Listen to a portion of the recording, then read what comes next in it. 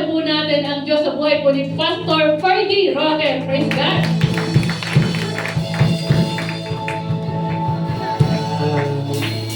Ano lang, Santa Clara lang, ano.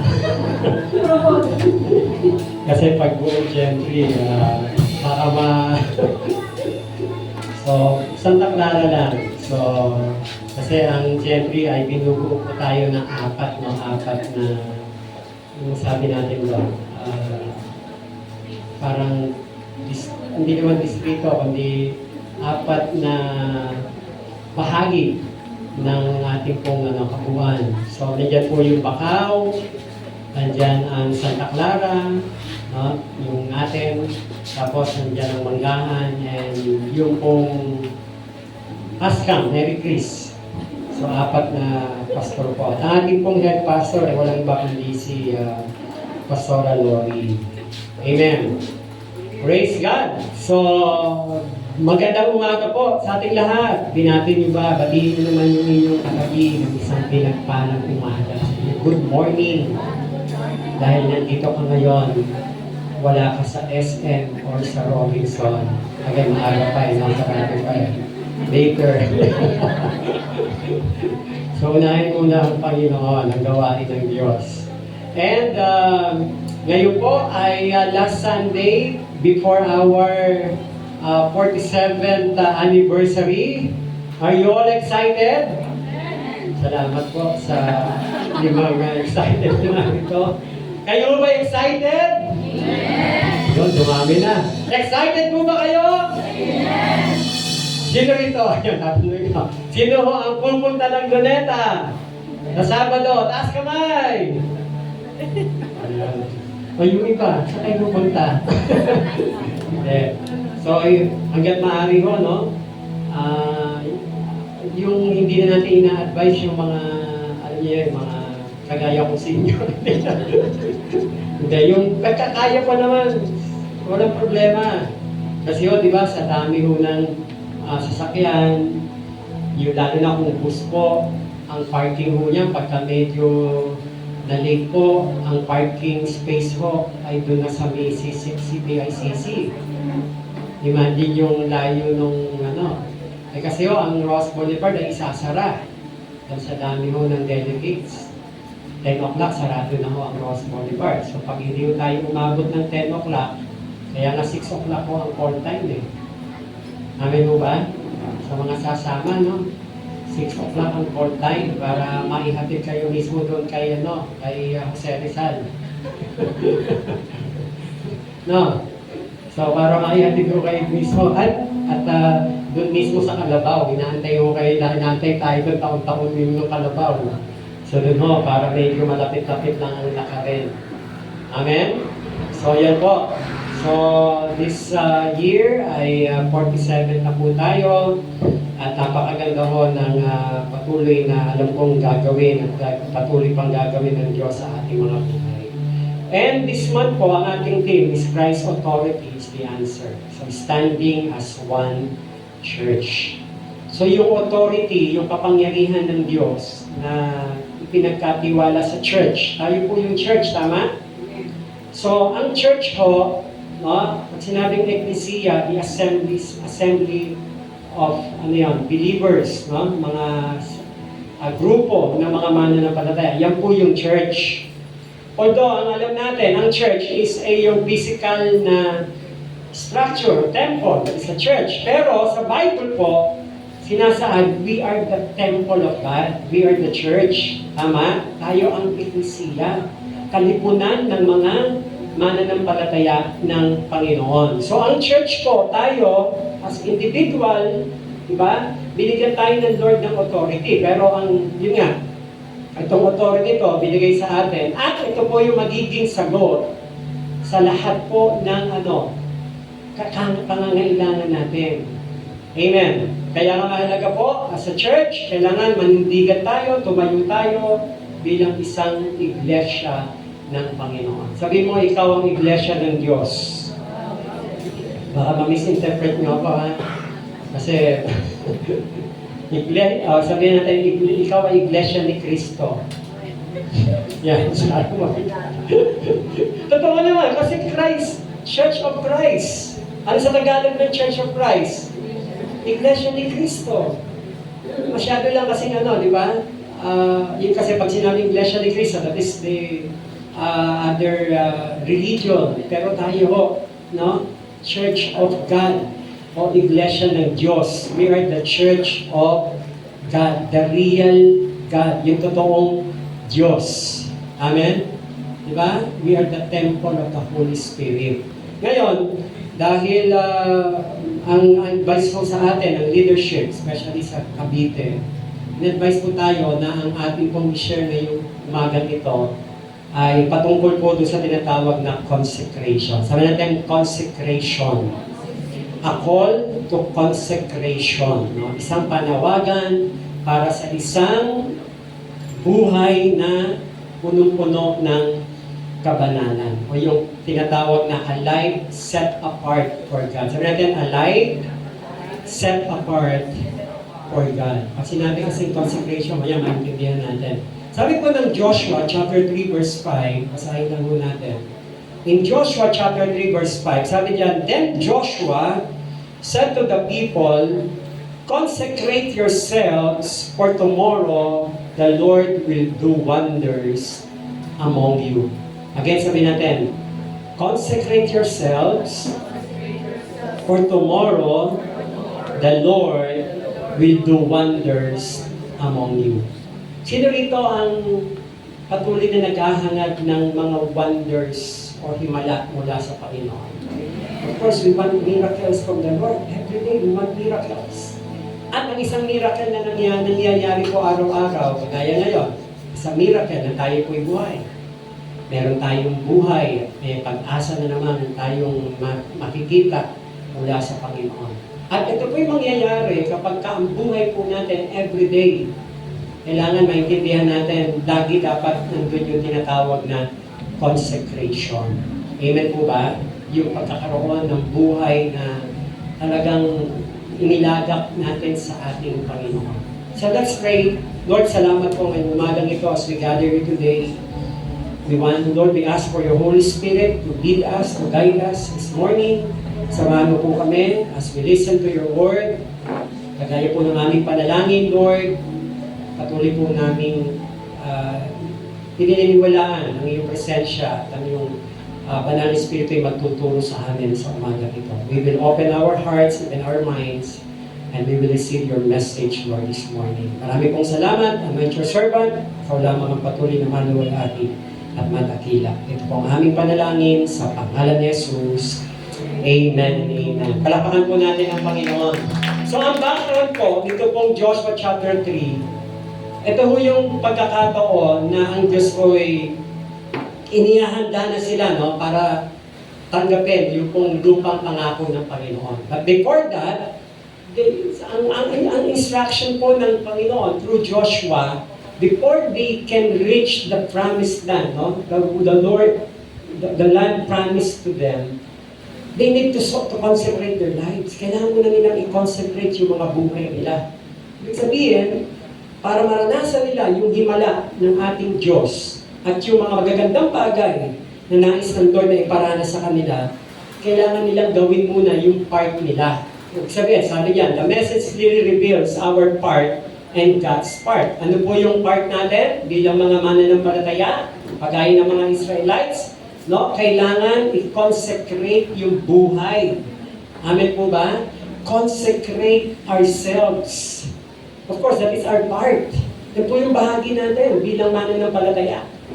Araw-araw ng buhay natin, mahalaga po yung magkakaroon ng isang buhay na banal at karapat-dapat sa harapan ng Diyos. Di ba? Sa prayer po, every time tayo ho ay hihiling sa Diyos, tayo po ay mananalangin sa Panginoon.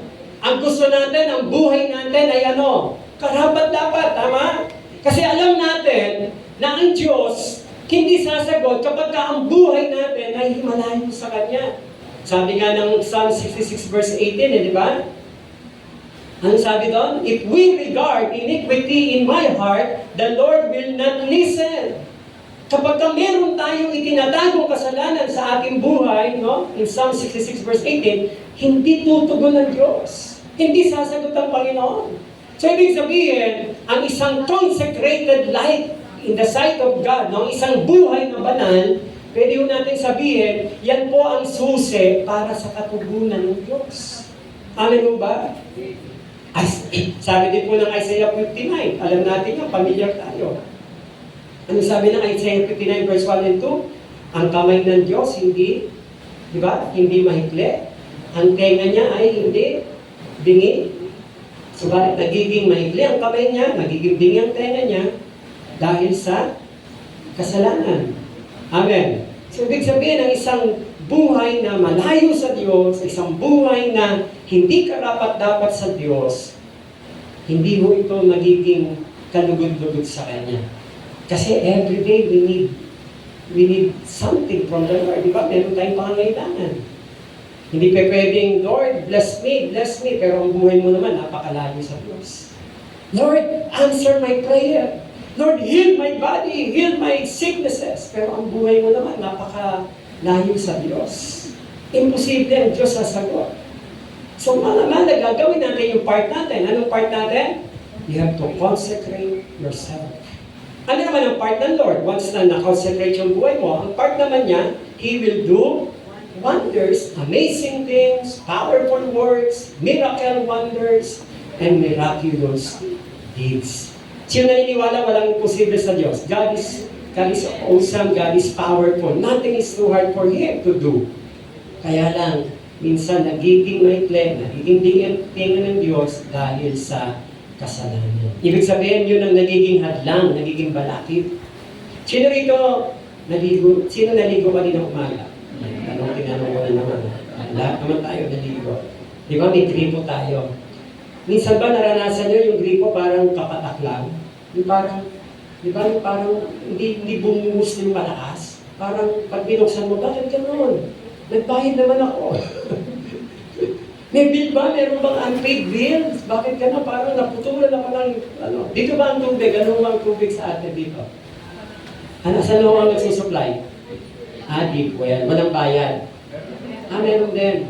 Lalo mag-subdivision, So, yun. Minsan, naranasan nyo minsan, pagbukas yun ng gripo, parang kapatak lang. Nagbayad ka naman. Tapos, nagtatuklasan mo, may leak pala. O kaya may bara yung tubo. So, hindi mo rin makadali yung lakas ng daloy ng tubig. Kasi merong bara pala yung tubo. So, minsan sa buhay ng tao, ganun din eh. Hindi makabuhos yung blessing ng Lord. Hindi makabugan ng malakas yung pagpapala ng Lord. Dahil merong nagiging balakid. Amen? So we need to do our part and then God will do His part. Alam niyo, Diyos gusto niyang ibuhos talaga yung umapaw na blessing eh. Yung pagpapala ng Panginoon. Kaya lang, nagiging hadlang sino? Tayo rin. Amen? So sabi po diyan, because this would be a spiritual battle, alam natin yun, yung panahon nila Joshua, hindi po yun ordinaryong laban, yung pagharap nila sa, di ba, they need to conquer the promised land. Kailangan harapin nila yung battle bago nila marating yon. So hindi madali. Pero, ang gusto muna ng Diyos, para magtagumpay kayo sa laban na ito, you have to consecrate first yourself. Amen? Para ma-assure natin, masiguro natin na tayo magtatagumpay sa laban na ito. So Joshua requires that the people have a spiritual preparation. Mahalaga po yun. Diba sa pagharap natin sa anumang laban, mahalaga po yung handa ka spiritually. Paano sabing handa? Kailangan you have a righteous living. Meron kang right standing in the sight of God. Kasi alam mo, ang kaaway, pwede kang akusahan eh. Amen po ba? Pwede niyo sabihin, pray ka, ang buhay mo naman, ang layo-layo sa Diyos. Hiling-hiling ka ng himala, ng kagalingan, pero ang buhay mo naman, hindi ka dapat. So ganun ang devil, di ba? Si Satanas, he's an accuser, he's a deceiver. Amen. Kasabi niya, ito pa. Naalala ko po meron po isang pastor nagkwento eh. Merong deliverance. Punta sila, kasi ng araw, gusto yung mga naaalihan ng masamang espiritu, di ba? Sabi nung devil, nagsalita, sabi niya, lumayas ka sa akin, sa harapan ko, sabi sa kanya. Nakakalungkot mo sabihin, pray ka, lalabanan mo ko, ipalalayasin mo ko, pero ang buhay mo naman hindi karapat-dapat. Tapos minsan si Satan, deceiver diba? Iaano niya yung lahat ng mga buhay mo before, yung mga dating buhay mo, papaignitin niya sa'yo, papaalala niya sa'yo. No, para linlangin ka lang at para talaga matakot ka, huwag kang maglumaban. Pero alam natin, diba, tayo pinatawad na, nilinis tayo ng banal na dugo ni Jesus. Ang mahalaga lang, let us all maintain that life of holiness before God. Kapagkat ang kaaway, wala naman talagang magagawa. Sabi ng 1 John 4:4, di ba? Greater is He that is in us than he who is in this world. Amen? Mas matagumpay si Jesus na sa atin kaysa kay Satanas na nasa mundo ito. And God gave us the authority. Sabi ng Luke 10:19, no? Binigyan tayo ng Diyos ng authority, ng kapangyarihan to tread upon serpents and scorpions and to overcome not some but all the power of the enemies. Amen? Nasa sa atin na. Sa pangalan ni Jesus, we can bind all the spirit of the devil. We can destroy the works of the devil. Siyempre, bago ka humarap sa kaaway, you have to be ready. Hindi ka basta-basta, di ba? Nung araw, iuuso yung mga deliverance. Pag hindi ka ready, pwedeng ikaw ay balikan ng kaaway. Malala ko yung sabi nung devil lumayo ka sa akin, napaka-bad trip mo. Sabi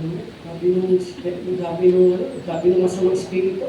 No? Dinidisip siya Parang ayaw niyang lumayas doon sa inaalihan. So kung ano ng mga sinasabi, pero sabi niya, sinungaling ka. Sabi nung pastor, nag-toothbrush ako kanina. Totoo yun. Kasi si Satan ganun didisip ka.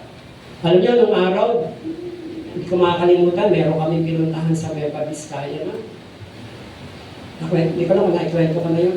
Meron tayong kapatiran na, kasi uso-uso sa Vizcaya, hindi sa uso, talaga naghanap po yung witchcraft. Alam niyo yung witchcraft? Sa Vizcaya ho, meron tayong kapatiran doon. Nung panahon kasi sila, nung mga maliliit pa raw sila, nagkaroon ng pag-aaway yung mga lahi-lahi nila, yung mga magulang, sa yung lahi ng mga ibang kaibigan, nag-aaway. Hanggang ngayon, alam nyo, gumaganti. Hanggang ngayon, hindi yung tumitigil yung witchcraft, yung pamilya ng witchcraft, ginagantihan sila. Kaya ang ginawa ng mga kapatiran natin, iniwan nila yung Vizcaya, dito na lahat sila ngayon tumira sa 13.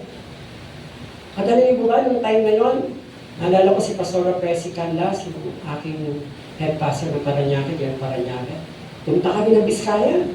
Kasi nakiusap yung kapatiran kung pwede puntahan namin yung pamangkin niya alam niyo yun, kinukulang, witchcraft. Talagang alam niyo ba yung witchcraft hindi lang basta yung, alam niyo yung, di ba, ang alam natin, tusok-tusok lang yung, di ba, yung pangkukulang, bigla akong gagawin, parang may kumukulang sa akin, parang may tumutusok sa akin, hindi ganun lang. Yung witchcraft doon talagang handang pumatay. Kaya yung pinuntahan namin doon, alam niyo, hindi namin inabot yung bata, yung pamangkin. Inabot na namin sa Puliranya. Talagang tinuluyan yung bata. At alam niyo po ba, inuwento sa amin yung pamangkin, bago pala kami dumating, yung bata hindi nanghingi ng tubig. Hindi nanghingi ng tubig. Ay, hindi nila alam, yung pala yung tactic ng kaaway. Habang umiinom siya, habang gano'n, lumalakas yung spirit ng anak. So, nag-deceive. So, sila naman, bigay ng bigay. Kung ano hinihingi ng bata, bigay ng bigay. Pero hindi nila control na pala yung kaaway. So, noong time na yun, dumating kami ba, wala na. Tapos alam niyo po ba, even dito sa 13, yung spirit, nung witchcraft, nandun pa din. Tinuntahan pa rin sila. At ilang pa yung namatay dyan sa 13. Dalawa pa rin sa mag-anak nila. Sabi ka namin, let us end this kind of evil. So ngayon, totally, talaga silang pamilya, totally. They commune with God, patuloy sila sa Panginoon. At alam naman natin, wala talagang gawa kaaway. Ang inatake nila, yung mga kabataan, yung mga miyembro ng pamilya nila na mahina ang pananampalataya sa Diyos. Kasi hindi pa sila totally Christians So yun ang inatake ng Diablo. Kaya alam nyo, Totoo po, there is a spiritual battle. May labanan talaga in spiritual realm. We need to be consecrated in this life. Amen po ba? Mahalaga po yun. Yung buhay natin bilang mga mananampalataya ng Panginoon. Pero huwag tayong matakot because sabi ko nga, mas makapangyarihan si Jesus na nasa sa atin, na tinanggap natin as Lord and Savior kaysa kay Satanas na naghahari sa mundong ito. Amen? At ngayon nga, sabi nila, bakit ngayon parang wala ng mga nadi-demon possess? Iba na ang tactic ngayon ng Diablo. Amen po ba? Iba na, nagbago na rin siya ng strategy. Social media. Alam niyo ba, meron dito, alam ko dito sa General Trias Shop, may nag-testify, may bata. May kabataan, anak ng isang kapatiran. Hindi mapigil sa kaka-gadget. Yung kakalaro ng mga nilalaro ng mga kabataan. Mga uso ngayon, wala akong alam dyan eh. ML, mga ba yan? Yung mga ano mga nilalaro. Alam nyo, yung isang bata, walang tigil eh. Bigla daw may lumabas na spirit dun sa pinalalaro niya. Kasi hindi natin minsan aware tayo. Mga anak natin, laro ng laro. Mamaya kung ano na yung pinipindot, kung ano na yung mga binubuksan. Kasi pinagkakatiwala natin sa atin yung cellphone, di ba? Hindi natin alam, nagkiklik na pala. Minsan, alam yung spirit po yun. Pag nanood ka ng mga demonic spirit, yung mga kung anong mga laro, dapat i-check din natin. So meron na parang lumabas na sa kanya. Ano yung bata? Parang temporarily, parang na-obsess siya. So yung effect. Kasi Satan, sa panahon natin ngayon, nag-iiba na rin siya ng strategy. Kaya magkataka kayo, bakit wala na nag-demon possess? Wala na mga iba na ang move ngayon ni Satan. Kumbaga nag-aano rin siya. Nag-i-innovate din siya. Hindi na yun, naalihan ng masamang espiritu, yung nagsasalita ng mga, parang wala nang gano'n, ano? Meron ba kayong kakilala na demon possess? Diba? Nung araw, ganun mo eh. Alam niyo, sa Paranaque nung araw, halos gabi-gabi may dinadalan sa church. Ang gagawin namin, sa team, siyempre, anting-kan din ka ng mga intercessors, habang mini-minister yung isang gimbata na yon. Yung iba naman, nagpe-praise and worship, nag-i-intercede, ganun po yung galaw eh, nung araw. No, talagang mag-iba yung pag-minister dun sa tao. And praise God kasi nadi-deliver naman siya for the glory of God. Because of the power of our Lord Jesus Christ. Amen? Palakpakan po natin ang ating pong Diyos sa buhay. Hallelujah. Kaya sabi ng 1 Thessalonians, 1 verse 5 o verse 23, sabi po dyan, chapter 12 verse 23, now may the God of peace himself sanctify you true and true, that is separate you from profane and vulgar things. Make you pure and whole and undamaged, consecrated to Him, set apart for His purpose, and may your spirit, soul, and body be kept complete, blameless at the coming of our Lord Jesus Christ. Amen? So yun po yung paalala sa atin bilang mga mananampalataya. May the God of peace, nawa ang Diyos ng kapayapaan mismo, sanctify you and true. Amen? May your spirit, soul, and body be kept complete and blameless at the coming of our Lord Jesus Christ. Nabanggit po yung coming, pagdating ng Panginoon sa Kristo. Sino po yung church na i-rapture? Of course, a church without spot, blameless, without wrinkles. Tayo po yun sa church. Amen. Kailangan ready tayo. Anytime. Pwedeng dumating po yung rapture of the church. Alam natin yung signs of the times, nababanggit natin yan. Nangyayari na po yan in Matthew 24. There will be rumors of wars. There will be earthquake in various places. Di ba? Sa history ho, kung titignan natin, ilang earthquake na ho ang dumaan sa buong mundo. Ang dami na ho. Dito sa panahon natin ngayon, sunod-sunod. Pero may balita ko, isang araw, di ba, yung Dagupan, yung Visayas, yung Mindanao, tapos, yung Davao, lately lang. Pero kagabi daw, isang araw, meron yung parking Zambales again. So there will be earthquake in various places. And that is one of the signs of His second coming in Matthew 24. There will be famines. There will be pestilence, di ba? Yung peste, yung salot. Karaan lang, pandemic. Amen po ba? Pero ang huling signs, there will be a worldwide preaching of the Word of God. And then, the end will come. Yan ho, ipapangaral ang salita ng Diyos sa buong mundo. Sabihin, walang taong hindi makakapakinig ng salita ng Diyos. Depende na lang kung i-accept mo ang salita ng Diyos. Amen? Sabihin, hindi darating ang araw, Lord, hindi namin narinig ang salita mo. Ang ngayon nga kahit saan sa funeral service, sa birthday, saan pa. May nangangaral ng salita ng Diyos. Ito may maaaring sa kalsada, may nanghihingi, pero they preach the Word of God. Ibig sabihin, binibigyan ng Diyos ang pagkakataon ng lahat ng tao makarinig ng salita ng Diyos. Pag sumakay ka ng bus, may nangangaral ng salita ng Diyos. Ang araw ko, ginagawa rin namin yun. Sa jail, walang exempted. Walang lugar na hindi na ibahagi ang salita ng Diyos. And after the nationwide, worldwide preaching of the Word, the end will come. Darating na mo ang kawakasan, ang pagdating ng ating Panginoon Kristo. Kaya mahalaga po na tayo ay maging aware sa mga bagay na nangyayari sa mundo natin. And what is consecration? Ano daw ang consecration? Pag sinabing consecration, means the offering of whole life to God. Yung pag-aalay ng buong buhay mo sa Diyos. Not just 90%, hindi lang 99%, hindi 100%. Your whole life, you have to offer it to God. Ano ba consecration? A life set apart to God is a consecrated life. Sabi natin, a life set apart to God. Yung set apart yung buhay na inihihiwalay mo na. Amen? Pagamat tayo, hindi natin maalis. Iba sa atin, nag-work pa, nagtatrabaho pa in secular company or work or job, meron tayo. Pero hindi masama yun na ikaw ay kasama ng mga believer, pero hindi ka nakikisama o nakikisama sa kanila. Your life is set apart. Hindi naman yung holy dandaw ka, no? Yung ikaw banal na, hindi ka na nakikipag-usap, hindi ka na nakikipag-mingle sa kanila. Pero yung buhay mo, alam mo, you are a believer, you are a Christian, and your life is set apart for God alone. Amen?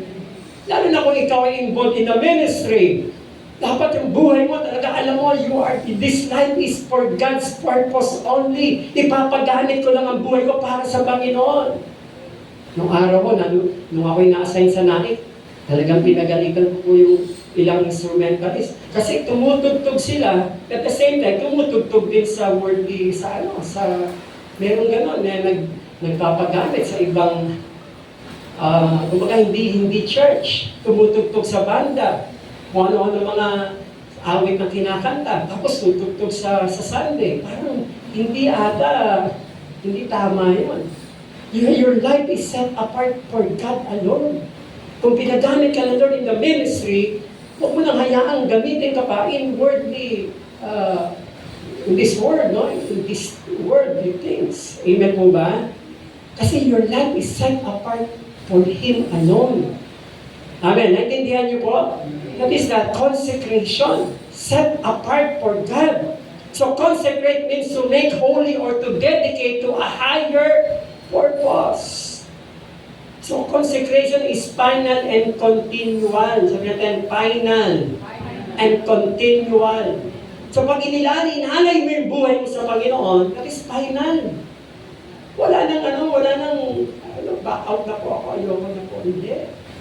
Once na kinalaga mo ang buhay mo sa Lord, ngayon ka pa ba tatalikod? Na alam mong anytime, pwedeng dumating ang Panginoon. Baka niya datnan ka at maiwan ka sa rapture. Alam mo ba yung rapture? Di ba? That is, yun yung tinatawag na first phase of the second coming. Ira-rapture muna ang church. Tayo bilang believer, aalisin tayo sa mundo ito. Dadalhin tayo ng Lord sa langit. Tapos habang 7 taon, nagkakaroon ng tribulation sa mundo ito. Amen. Doon mag-rule ngayon si Antichrist. Habang ang mga mananampalataya, dahil binagi na tayo, nasa langit na tayo, inaantay na lang natin yung mga programa ng Diyos Nandun yung rewarding, nandun po yung marriage supper of the Lamb, ikakasal tayo sa church, sa ating Panginoon. And then habang sa mundong ito, yung iba pag naiwan, ako po, ang tinding hirap ang haharapin. Kahit anong gusto mong kumbaga tago, hahanapin at hahanapin ka ng mga alagad ni Kristo para tatakan ka, para isil na ikaw ay para kay Satanas na at hindi ka na pwede pang humiwalay sa kanya. Kaya mga kapatid, habang hindi pa nangyayari yun, let us maintain a right relationship with our God through having a consecrated life. Amen? Palapakan po natin ang ating Diyos na buhay. So, expect our dedication to be a once for all giving of ourselves to Him. Anong motive ng consecration? Sabi niya, consecration is the giving of my life to God and to do His will instead of my own. Sabi natin, to do His will instead of my own. So, gawin ang kalooban niya. Ano ang motive? Bakit ka ito consecrate? Para ano? Magawa mo ang kalooban niya at hindi ang kalooban mo. Amen? Kaya mahalaga po yun eh. Once na isinet apart mo yung buhay mo sa Panginoon, ang prayer mo lagi, Lord, let not my will be done. Kalooban mo, Lord, ang lagi kong magawa. Matupad sa buhay ko ito. Amen. Sa Bible ho, meron isang Bible character, masasabi natin, he was he's a servant of God, no, set apart for his own purpose. Sino po yun? Makikita natin, kilala natin si Samson. Di ba? Si Samson. Next slide. Sabi diyan, si Samson po, meron siyang vow sa Lord. He is a Nazirite. Di ba? Sa number chapter 6. Amen. Nagsimula ho yung buhay ni Samson. Makikita natin doon sa Judges chapter 13. Kung babasahin lang natin, ano? Basahin ko lang mo yung Judges. Noong araw, wala akong mga hari, puro hukom ang itinalaga ng Diyos. And one of the judges during that time ay si Samson. Amen? Balik muna tayo doon, balik muna. Yan. Pag sinabi kasing Nazirite, ano ibig sabihin ng Nazirite? Means to be separated or consecrated in special service for God. That is a Nazirite. Amen. And the vow was voluntary. Ang vow po, voluntary. Hindi mo ito pinilit. Although si Samson talagang he was called to be a Nazirite. So pag sinabing Nazirite, sabi dyan, sabi doon, this vow was voluntary. Both Samson, Samuel, and John the Baptist were born under a Nazirite vow. Anong basic restrictions? Pagka Nazirite ka, ang basic restrictions, no wine, no fermented drink, were to be consumed. The individual was not to cut their hair during the period of the vow, often a period of 30 days. They were not to touch a dead body, either human or animal. So doon pa lang sa chapter 13 ng Book of Judges, makikita natin, di ba, yung mga magulang ni Samson, ni-remind na sila Si Manoah, yung tatay niya. Doon sa verse 30, nagpakita yung anghel ng Diyos. So verse 3, the angel of the Lord appeared to her and said, you are sterile and childless, but you are going to conceive and have a son. Manganganak ka. Magkakaroon ka ng anak, sabi Dan. Di ba? Yung nanay niya. Ang sabi doon, thou shalt conceive and bear a son, and no razor shall come on his head, for the child shall be a Nazirite unto God. So pag sinabing Nazirite, set apart or consecrated ang buhay niya sa Panginoon. Amen. And sabi doon, he shall begin to deliver Israel out of the hand of the Philistines. Bago palang isilang si Samson, sinabihan na niya yung anghel ng Diyos, sinabihan na yung nanay niya, yung magiging anak mo is a Nazirite. Ang Nazirite ho, parang dito kinuha yung Nazarene Di ba yung Nazarene? Mahaba ang buhok. Tama? Yung pala yung vow nila. Kaya makikita natin, si Samson ho, bagamat malakas physically, pero may kahinaan siya. Mahina ang emosyon niya. Actually, na-inlove nga siya eh. Ilang beses siyang na-inlove eh. At huling-huling pagkakahulog niya, kanino? Kay Delilah. Sa chapter 16, makikita natin. Di ba? Si Delilah nakipagkuntsaba doon sa mga Philistines. Kasi gusto nilang tanungin si Samson. Kasi malakas si Samson eh. Physically was, talagang full of strength. Puno ng lakas. Yung bere, yung leon, kung talunin niya, kung patayin niya, ganun lang eh. Di ba? Ganun po siya kalakas. Pero mahina siya. Pagdating po saan? Sa babae. Ganun siya kahina. Ang dali niyang mahulog. Kaya doon sa chapter 16, itong si Delilah nakipagkuntsaba sa mga Philistines, sa kaaway. Di ba? Nung una, sabi niya, ako talagang mahal mo ako. Sabi ni Delilah, ako talagang mahal mo ako. Sabihin mo ang sikreto mo ng iyong lakas. Hindi ko na didetalye. Pero 3 beses, nilingnan niya ni Samson si Delilah. Pero at the end, doon sa talata, makikita natin, sabi niya sa verse 13, o 15, sabi niya, how can you say, I love you, when you confide in me? This is the 3rd time you have made a fool of me, and haven't told me the secret of your great strength. Hindi mo sinasabi sa akin ang sikreto mo. Sabi sa Judges chapter 16, verse 15, no? May pa-flash pa natin yung verse 15. So sabi doon, and verse 16, with such nagging, she prodded him day after day until he was tired to death. Araw-araw, talagang inihikayat niya si Samson, sabihin mo sa akin ang sikreto. Eh sabi ni Delilah, hindi mo ako mahal. Ayaw mo sabihin sa akin. Hanggang sa talagang bumigay na si Samson. At ano nangyari? Sinabi na niya, sabi niya, I am a Nazirite. I have a vow to the Lord na hindi ko puputulin ang buhok ko. That is my vow to Him. As a Nazirite, my life was set apart for God's purpose. Pero dahil na-inlove si Samson kay Delilah, sinabi ang sikreto. Ano ginawa? Habang natutulog si Samson, kumuha ng gunting, pinutol ang buhok, kala niya nandun pa yung lakas niya. Tapos tinawag niya yung mga Philistine na sa kabilang kwarto lang, sumigaw siya, pasok na kayo, ito na, sinabi na sa akin. Para praising, sinabi na sa akin ni Samson ang sikreto niya. Akala niya malakas pa siya. Pero ang totoo, sabi ng Bible, the Lord depart from him. Iniwan na siya ng Diyos. Kasi nga, isinantabi niya yung kanyang pangako sa Panginoon. Ano nangyari? Diba? Hinuli siya, binulag siya. Nahuli si Samson.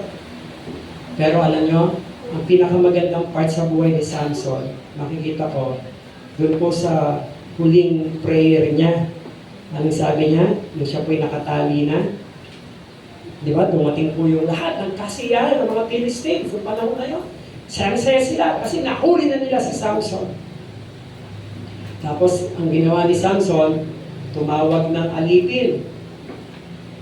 Ang ginawa niya, sabi niya, ilabas mo ako. Itali mo ako doon sa pillar ng temple. Yung pinaka-pillar, yung pinaka-pundasyon ng temple. Tinali siya. Tapos, ang ginawa ni Samson, sumigaw siya, nag-pray siya. Sabi niya, doon sa verse 18, sabi niya doon sa verse 18, when Delilah saw that he had told her everything, she went to the rulers of the Philistines, come back once more, he has told me everything. Sa verse 7, the rulers of the Philistines returned with the silver in their hands. Having put him to sleep on her lap, she called a man. Yun na po yung pagkakahuli kay Samson. And then, pagdating po doon sa verse 28 ng chapter 16, ito na ho, nakatali na siya sa temple, sa pillar, that the temple was crowded with men and women. All the rulers of the Philistines were there, and on the roof were about 3,000 men and women watching Samson perform. Grabe, nandun lahat yung mga Philistines, lahat ng mga ruler nila, lahat ng mga leader nila, nagsama-sama, nagkasiya dahil nahuli na nila si Samson. And then alam nyo, Pagdating po ng verse 29, then Samson reached toward the two central pillars on which the temple stood, bracing himself against them, his right hand on the one and his left hand on the other. And Samson, let me die with the Philistines. Nagpray siya. Samson said, let me die with the Philistines. Then he pushed with all his might, and down came the temple rulers and the people. Thus they killed many more where he died man while he lived. Mas marami pa. Pero yung part po noon, alam niyo yung verse 28? Yung verse 28, mapapansin natin. Tingnan po natin yung verse 28. Then Samson prayed to the Lord, O sovereign Lord, remember me, O God. Please strengthen me once more. And let me one blow get revenge on the Philistines for my eyes. Yung huling panalangin po ni Samson, napaka-powerful. No? Pero malungkot, akala niya iniwan siya ng Diyos. Pero ang totoo, hindi yun ang iwan ng Diyos. Sino nang iwan? Si Samson. Because of his sin. Yung paglayo niya. Yung pagkakaroon niya ng part kay Delilah. Totoo yun eh.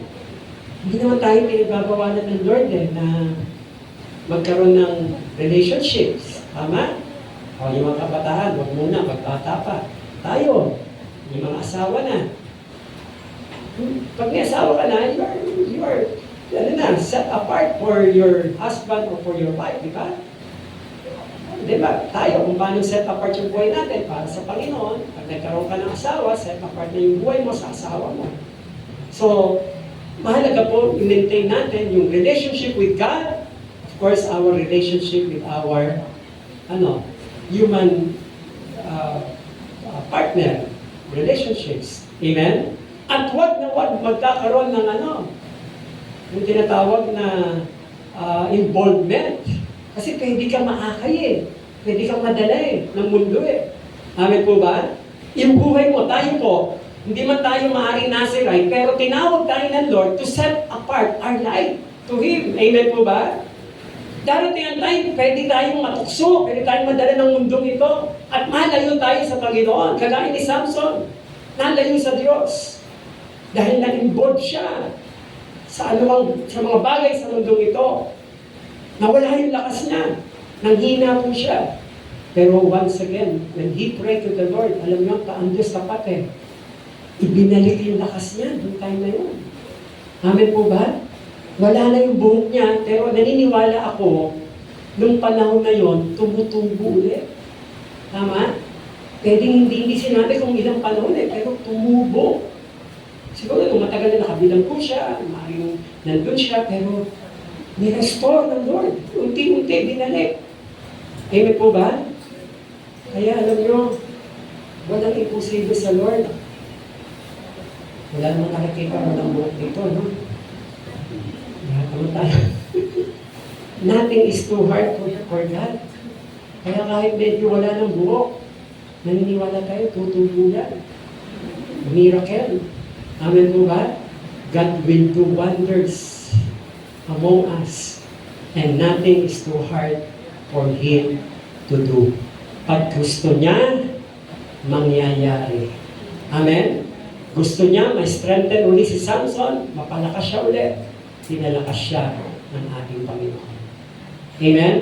Ang mahalaga po, prayer. Kaya si Samson nag-pray, Lord, O sovereign Lord, remember me, O God. Please strengthen me just once more.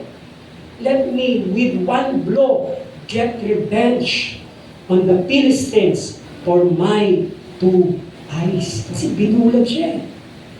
Siya naniwala, nirestore ni Lord yung mata niya. Kaya lang, namatay na siya.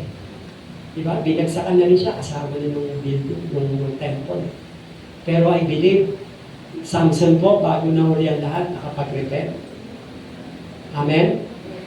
At wala man siya mata, pero nung maaaring sa langit, diba? God is restoring everything. Pagdating natin sa langit, wala nang may sakit. Wala nang masakit ang tuhod. Tama? Amen po ba? Wala nang sakit. Wala nang anumang sakit, cancer, wala na. Everything was restored. Amen. Palakpakan po natin ang ating pong Panginoon. Hallelujah. Kaya makita natin, no, in Psalm 77, patapusan po ito, I will remember the things the Lord has done. Yes, I will remember the powerful works long ago. I will think upon your work and keep in mind all the great things you have done, O God. Your way is holy. What God is great like our God. You are the God who does great works. You have shown your power among the people, and you have set free your people, the sons of Jacob and Joseph, your strong arm. Ano po ang blessing ng consecration? May pagpapala po once we consecrated our lives to Him. Sabi niyan, I am ready to receive the wondrous things God has prepared for us. Sabi natin, I am consecrated. I am ready to receive the wondrous things God has prepared for me. Joshua chapter 3 verse 5, yung thing natin, yung text natin, di ba? Sabi po doon, ano yan? Consecrate yourselves for tomorrow, the Lord will do wonders among you. In Isaiah 1:18, sabi ng Lord, come now, my people, come, let us reason together. Magpaliwanagan tayo, sabi niya. Though your sin is like an scarlet, they shall be as white as a snow. Amen? If you are willing, sabi niya, if you are willing and obedient, you will eat the best from the land. Sabi natin, if you are willing and obedient, you will eat the best from the land. Sino gusto rito ng matanggap niya ang pinakamainam sa lupain o sa buhay natin? Of course, ang mahalaga po, ang sabi ng Lord, come now. Let us reason together. But, sabi ng verse 20, but if you refuse and rebel, you will be destroyed by swords. The Lord has spoken. Hindi po tayo mga rebellious. Amen? We are obedient children or people of God because we want God's blessings. Amen? So yung pagsunod ho, mahalaga po yun. Para tayo po ay magkaroon ng blessing sa buhay na ito. So sabi diyan sa Isaiah 1:18. Sabi niya, I am consecrated, I have privilege to serve God and His purposes. Romans chapter 12 verse 1 and 2. Ano sabi ng Romans 12, 1 and 2? Diba? Offer your body as a living sacrifice, holy and acceptable. Sa Leviticus 27:28, anong sabi ng Leviticus 27:28? Babasahin ko lang ho, and then we will end na po. Sabi ng Leviticus 27 and 28, no, hindi ko ata na-ano dyan. Leviticus 27:28, anong sinasabi ng salita ng ating Panginoon sa aklat po ng Leviticus. Ayan. Sabi yan, but nothing that a man owns and devotes to the Lord, whether man or animal or family land, may be sold. Redeem everything so devoted is most holy to the Lord. Alam niyo, mga Israelites, it was commanded by God na lahat ng bagay na meron sila, dapat itinatalaga nila sa ating Panginoon. Amen po ba? Alam niyo tayo, kasi may mga gamit na bago sa church, consecrate natin yan. Maging sa buhay natin. Pag may bago kayo, you have to pray for it. Diba? Dinededicate natin, inihandog natin sa Panginoon. Bakit?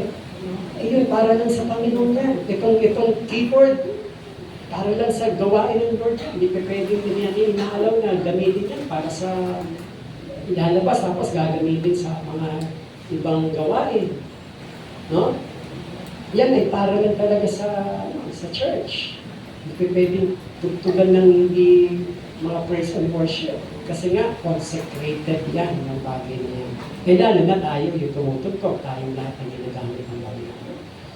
And sabi niya, with complete consecration comes perfect peace. Sabi natin, with complete consecration comes perfect peace. Balik natin sa slide natin. So, pag meron daw kompletong konsekrasyon, kabanalan, meron pong kapayapaan. Amen? In complete consecration, there is peace. Sabi natin, with complete consecration comes perfect peace. Praise God. So I am consecrated, I am prepared for eternity. Handa na po ba tayo? Para sa pagbabalik ng Lord? So mahalaga po, we need to be consecrated. Okay, tapos na po. Next. Yan. Pakibasa na natin, sabay-sabay. Ephesians 5:26 and 27. 1, 2, 3. That He might sanctify the church, having cleansed her by the washing of water with the word of God, so that in turn He might present the church to Himself in glorious splendor, without spot or wrinkle or any such thing, but that she would be holy and set apart for God. So we are the church, na tayo po yung church. And God wants us to be consecrated and maipresent po tayo sa bride o sa groom without any wrinkle or spot. Sabi natin, to consecrate is to set apart or dedicate something as sacred, devoted to holy purposes. Amen. Devoted to holy purposes. Yung miraculous parting of the Jordan, di ba natawid na po nila yun eh? Yung Jordan River. Ano nangyari? Parating Red Sea. Natuyok. Nakatawid po yung mga Israelites.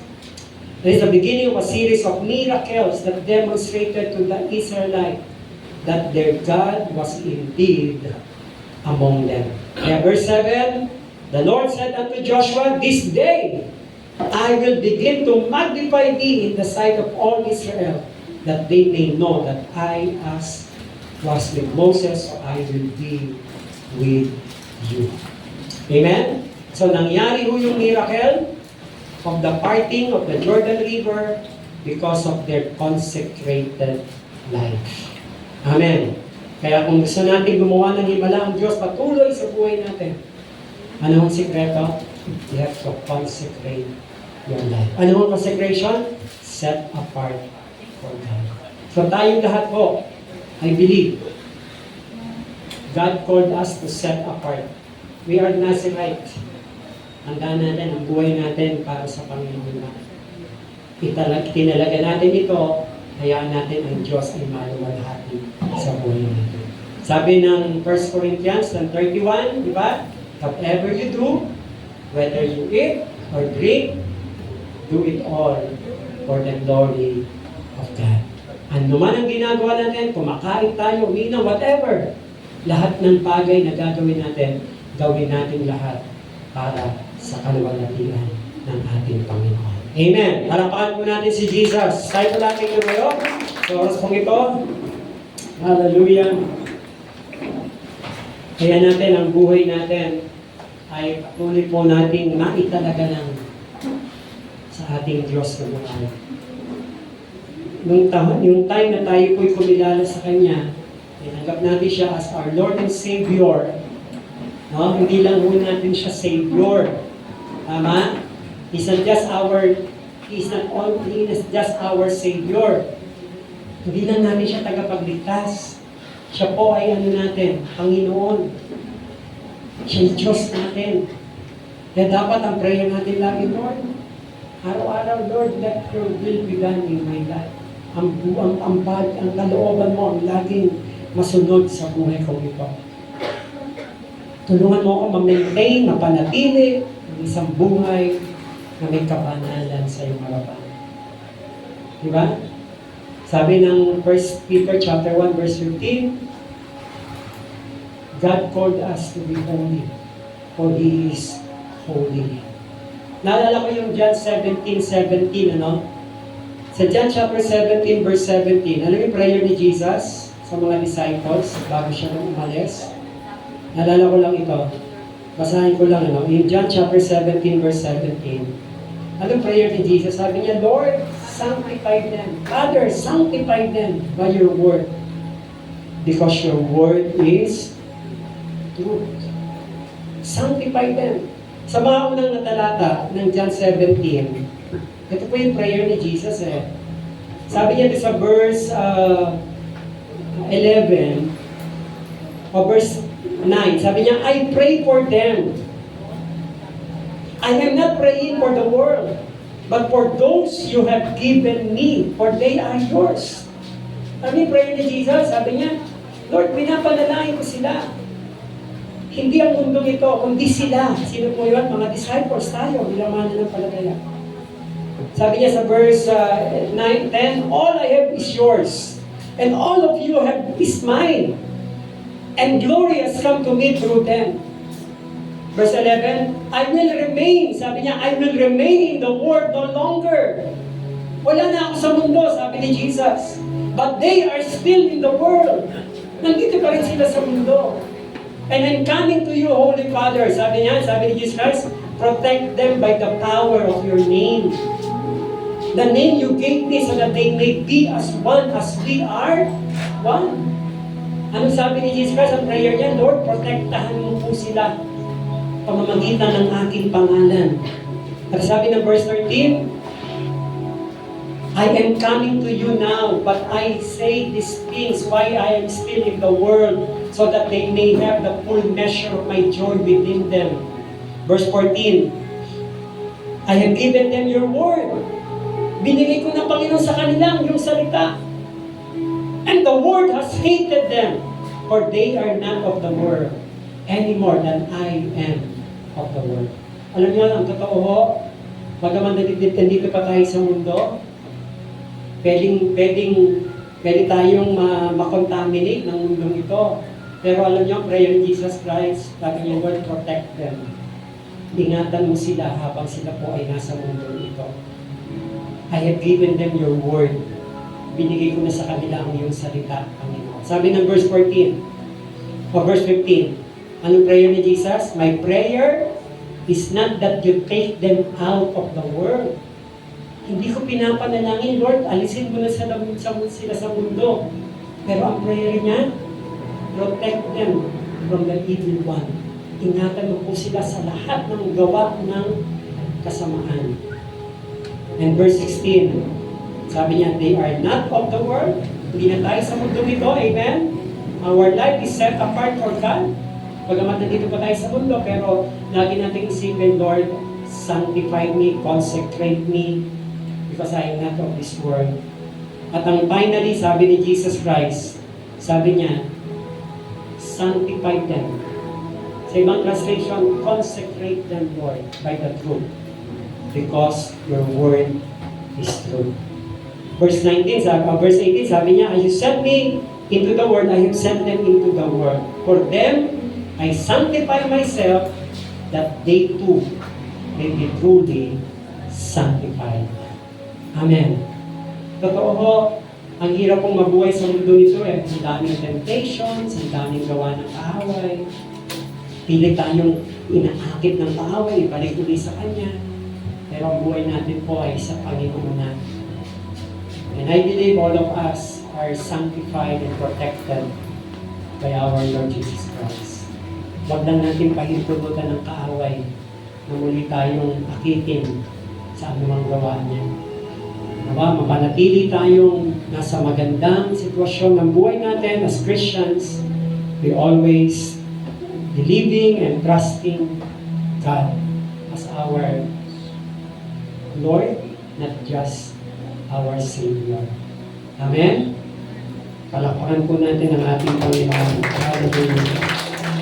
Sige po, tayo po ay umawit bago tayo manalangin. Let us just invite the presence of our God before we have a corporate prayer, individual prayer. Patuloy po tayong tumulong sa Diyos. Let us open our hearts to Him. Bukas natin ang ating mga puso sa Kanya. At kung meron mang mga nakikita tayo, maaaring balakid, karulingan. Hindi po para i-condemn tayo ng Lord, kundi ang buhay natin. Starting today, naintindihan natin that we are all Nazirite. Maybe, I believe, naintindihan po natin, our life is set apart for God. At hayaan lang natin ang Diyos ang kakari sa ating mga buhay. Hallelujah. Thank you, Jesus. Thank you, God. Thank you, Holy Spirit. Continue to move in our midst this morning. Patuloy kang maluwag ating magkakila sa aming kalagayan. Thank you, Lord. You are holy. Holy. Lord, there is none like you. You are holy. You are holy. Holy. Holy. Glory to you alone. Glory to you. Alone. I sing your praises. I sing your praises forever and ever. Deeper in love. Deeper in love with you. Here in your courts where I close to your throne, I found where I belong. Once again, you are holy. Come on, let us declare it. You are holy. Holy. Holy. Lord, there is none like Lord, you. there is none like you. You are holy. You are holy. Holy. Holy. Glory to you alone. Glory to you. I sing your praises, come on. I sing your praises forever. Deeper in love with you. Deeper in love with you. Here in your courts. And here in your courts where I belong to your throne, I found where I belong. I found where I belong. Once again, you are holy. You are Holy. Come on. holy. Lord, there is none Like you. You are holy. You are holy, holy. Glory to you alone. Glory to you alone. I sing your praises forever. Deeper in love with you. Deeper in love with you. Here in your courts. Here in your courts where I belong to your throne, I found where I belong. where I belong. I found. I found where I belong. I found where I belong. I found where I belong. Thank you, Lord. Hallelujah. Oh, we give you praise. Come on, people of God. Just open your mouth.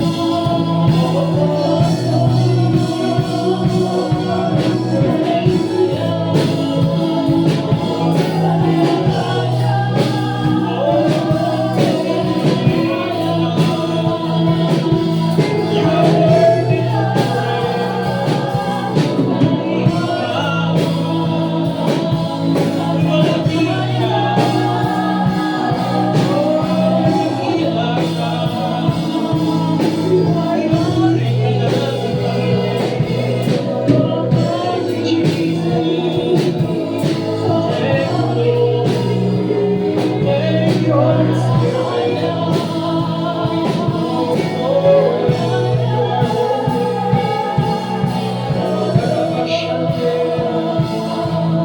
Thank you, Jesus.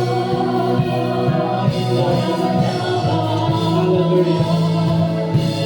Oh, thank you, Lord. Oh, blessed be the name. Blessed be your name, Lord. Thank you, Jesus. Thank you, God. keyboard playing. Yes, as we stand in this holy ground, we're standing in this holy ground. Nakatayo po tayo ngayon sa harapan ng ating Diyos na buhay. We believe that God is here because He promised that there are 2 or 3 gathering together in His name. He is there in their midst. At hayaan natin sa oras na ito, pasaliksik natin sa Diyos ang ating mga puso. Just allow His Holy Spirit to search our hearts. Pasaliksik natin sa Diyos ang ating buhay. Let us just pray and ask God to search our hearts, Lord. Father, search our hearts, our minds, our whole being, O God. If there is any wickedness, if there is any act of unrighteousness, Lord, anumang kasalanan, karumihan, nakikita mo sa aming mga puso. Anumang balakid, anumang hadlang, Panginoon, maaaring maging dahilan upang hindi ka malayang makakilos sa aming mga buhay. Lord, marami kami mga hiling panalangin. And until now, Lord, still an answered prayer, O God. Lord, ano man yung mali, ano man yung pagkukulang namin, forgive us, Lord, this morning. And we pray, Lord, cleanse us with your blood. Linisin mo po kami. Hugasan mo kami ng iyong banal na dugo. Patawarin mo po anumang kasalanan nakikita mo, anumang galit o sama ng loob, anumang maaaring katiting na hinanakit, tampo, o pagreklamo, anumang mga bagay, Lord, na nakikita mo, any forms of lust of the flesh, lust of the eyes, even pride of life. Lord, forgive us. Cleanse us today with your most precious blood. Wash away all those sins in the name of Jesus. Bibigyan ko po kayo ng pagkakataon to pray and ask God. Individually, you may ask the Lord to cleanse us and create in us a clean heart sa umagang ito. Ako naniniwala ang Diyos ko yung more than willing to forgive us and to give us another chance. Just like what He did to Samson when he prayed, Lord, once more, strengthen me. Remember me, Lord. Alalahanin mo kami, Panginoon. Muli mong ibalik ang lakas sa amin, O Diyos. Kung kami may na-deceive ng kaaway, restore us today and create in us a clean heart, just like what David prays also in Psalms 51. Dikaan mo kami ng bagong puso. Isang pusong tapat.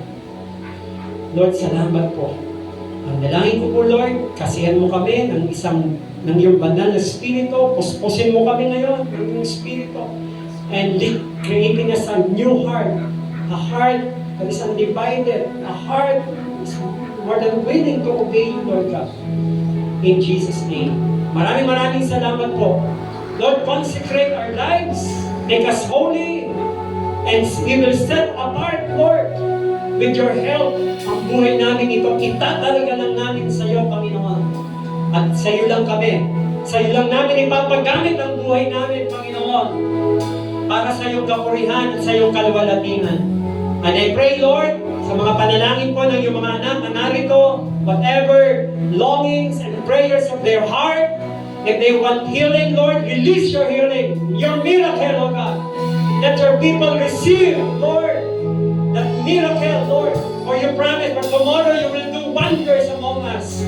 Let your people receive their miracles in Jesus' name. Anumang panalangin, Lord, katagpuin mo po ngayong umagang ito. Anumang pinansyal na pangangailangan, kung meron mang pangangailangan emosyonal, spiritual, pinansyal, material, Panginoon, maging kagalingang pisikal. Lord, release your healing. Release the miracle. In the mighty name of Jesus. In the mighty name of Jesus. Lord, hindi ko mang tanungin isa-isa ang mga panalangin ng iyong mga lingkod. Lord, alam mo pong lahat ito. Alam mo ang laman ng puso nila, Lord God. And I believe you are more than you are more than enough, and you are able to do great things for all of us. Salamat po, at Higit sa lahat, ang panalangin ko po, Lord, i-preserve mo po ang buhay namin. Kaya mo makapanatili kaming may katatagan, may kabanalan, hanggang sa muli mong pagbabalik. Datnan mo kami na mayroong takot sa iyo at may malalim na pagmamahal sa iyo. Lahat kami, Lord, walang maiiwan sa rapture of the church. We will be caught up, Lord God, in the name of Jesus. We thank you, Lord. We honor you this morning and receive all our praises and thanksgiving. In Jesus' mighty name, and everybody will say,